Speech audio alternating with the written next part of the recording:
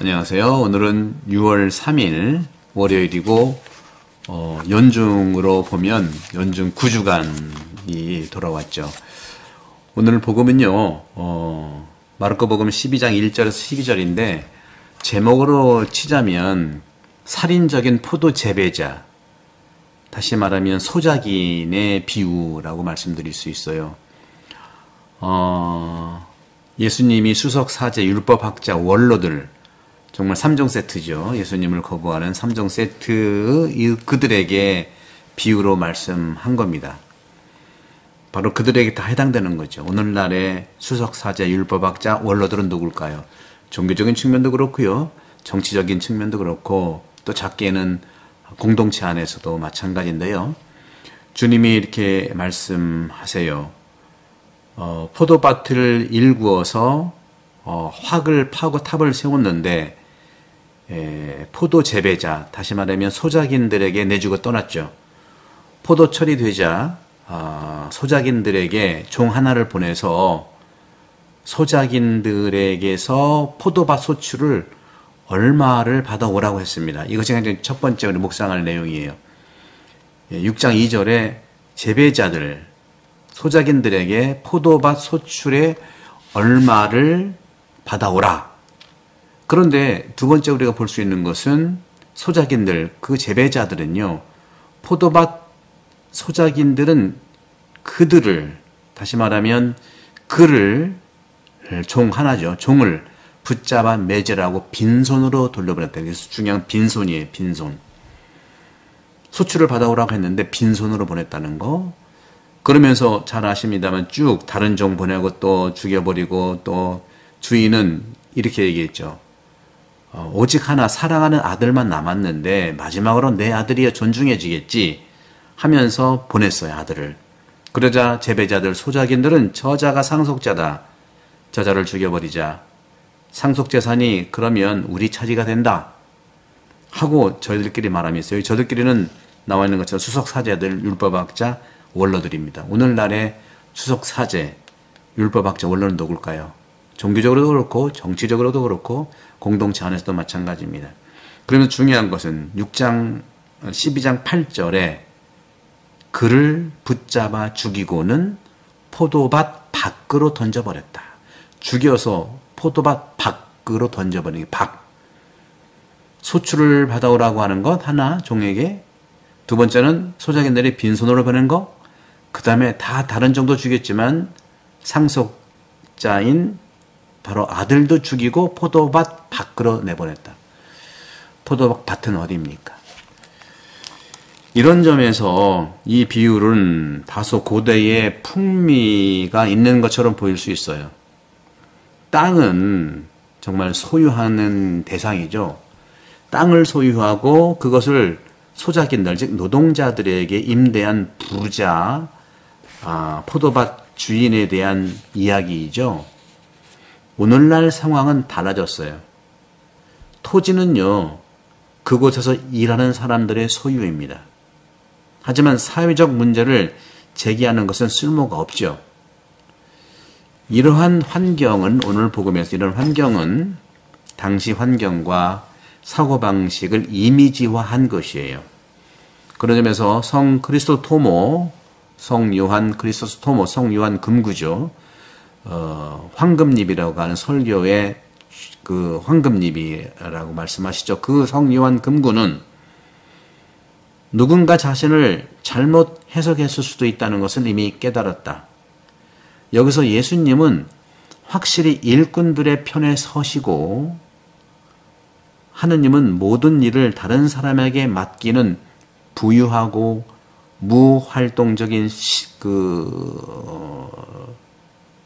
소작인, 그가 아니라는 것을, 무활동적인 그러한 그 주인이 아니라는 것을 이해시키려고 노력한다고 말씀하고 있어요. 반대로 하느님은요, 최초의 일꾼이세요. 주인은 일도 안 하고 하는 것이 아니라 바로 소작인을 보낸, 나와 있는 것처럼 포도밭 주인, 어떤 사람이 포도밭을 일구어 이 소작인 주인, 포도밭 주인은 하느님이실 텐데 하느님이야말로 최초 일꾼이세요. 하느님은 세상을 창조하시고 보존하시고 인도하셨죠. 그래서 포도밭의 이 소작인이나 종은 우리들을 얘기하는데, 특별히 이 소작인들은 수석사제, 율법학자, 바리사이들 나와 있는 것처럼 원로들인데, 그들은 주인이 아니에요. 주인이 아닌데 주인 역할하고 사람을 죽이잖아요. 막 맡겨놓은 사람입니다. 우리나라의 그 모든 그 정부에 관계되는 고위공직자, 나라가 자기 아니에요. 포도밭에 일하는 소작인에 불과합니다. 건강하게 해야 돼요. 그런 점에서 성당도 마찬가지고 단체도 마찬가지라는 말씀을 드리고 싶어요.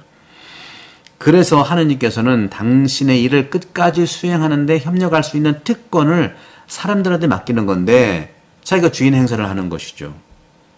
그런 점에서 이런 차원에서 볼 때 오늘 이 성경에 나오는 모든 그림의 주인 하느님의 뜻을 잘 알아야 된다는 것이죠. 오늘도 말씀드린 것처럼 이 소작인들은요, 그 종을 붙잡아 매질하고 빈손으로 보냈다는 거. 빈손을 깊이 묵상해 봅시다. 우리에게 맡겨진 것을 소유하는 것은요, 끊임없는 인간의 유혹이에요. 관공서나 대규모 관공서의 비리는 어느 날이든지 드러나고 있지 않습니까? 또 우리가 이제 그 풀을 매다 보면, 우리 태안성당도 이제 마당이 넓으니까 우리 교우분들이 풀을 이렇게 구역별로 정해져서 매요. 나쁜 잡초처럼 빠르게 퍼지기 때문에 이런 유혹들이라는 거, 끊임없는 소유욕. 그렇기 때문에 자주 점검할 필요가 있는 거예요. 소작인을 보낸다는 건 그 점검을 의미한다는 것이죠. 하느님께서는요, 자신의 일을 어떻게 통제하실까요? 바로 그런 비유가 오늘 종을 보내는 거예요. 하느님이 자신의 종을 보내신다고 나와 있잖아요. 그것은 감시가 아니라 체크예요. 통제하고 어떻게 조절하는 겁니다. 이 종은 우리에게 도움을 요청하는 모든 이웃들입니다. 우리는 그런 점에서 우리가 가진 모든 것을 우리의 것이고 아무것도 줄 수 없다고 말하면서 빈손으로 보내는 경우가 많아요. 탤런트 비유도 하나 받은 사람이 그냥 아무것도 안 했잖아요. 빈손이잖아요. 빈손이 문제입니다. 영적인 빈손은 큰 문제예요. 우리는 그 종이 주인이 보낸 것임을 모르는 것에서 착각할 수가 있는 겁니다. 마태복음 25장 40절 보십시오. 너희가 여기 내 형제 중에 가장 작은 사람 하나에게 한 것이 곧 나에게 한 거라고 그랬잖아요. 종은 작은 자인데 그게 바로 예수님이라는 뜻이죠. 이걸 기억하지 못하는 거예요. 우리 것이 아닌 것을 소유하는 것은 축복을 훔치는 거예요. 한쪽에서 훔친 것은 다른 쪽에서 이게 불타오르게 되어 있어요. 커지고 죽이고. 다른 사람의 도움을 거부하는 사람도 우정을 잃고 고립된 상태로 남게 되기 때문에 자신이 할 수 있고 구할 수 있다고 생각하는 것보다 더 많은 것을 잃게 됩니다. 그런 점에서 친구가 없으면 싸움과 폭력이 증가하기 때문에 그가 종을 때리고 죽이는 일도 쉽게 일어나는 겁니다. 종은 그냥 우리의 부속품이 아니라 우리들의 친구예요. 그 종들 때문에 밭들도 일구어지고 또 수출도 할 수 있는 거 아니겠습니까? 오늘 끝으로 묵상을 깊이 해볼 것이 12장 8절 마르코복음. 그 소작인들은, 불의한 소작인들, 폭력적인 소작인들은 바로 그 아들 상속자를 붙잡아 죽이고는 포도밭 밖으로 던져버렸다. 포도밭 밖으로 던져버렸다. 이 비유는 곧 일어날 예언이죠. 예언. 늘 예수님께서 말씀하신 대로 심판은 수석사제들과 율법학자 원로들에게 버림을 받고 십자가에 돌아가서 3일 만에 부활하게 된 파스카를 계속 말씀하는 이 비유인데, 바로 이 비유가 곧 일어날 예언이었고 그리스도께서는 그것을 아셨어요. 따라서 그것을 도덕적으로 적용을 하는 것이죠. 그것을 암시하는 상징적 의미가 있어요. 우리가 기억하는 것들은요, 살아있고 또 사실입니다. 우리가 잊어버린 것은요, 죽은 것과 다름이 없어요. 기억이 안 난다, 죽은 거예요. 그렇기 때문에 예수님께서도 미사성제할 때 이를 기억하고 행하라고 그랬잖아요. 남을 고려하지 않고 사물을 자기 것으로 삼는 사람은 잊어버리게 되어 있습니다. 사물이 그 사람을 지탕해 줄 수 있는 것이 아니기 때문에, 생명이 아니기 때문에 그래요. 그리스도께서는요, 그것을 자신의 생각에서 쫓아내시고 양심 속에서 자신의 음성을 침묵으로 이렇게 머물러 계시죠.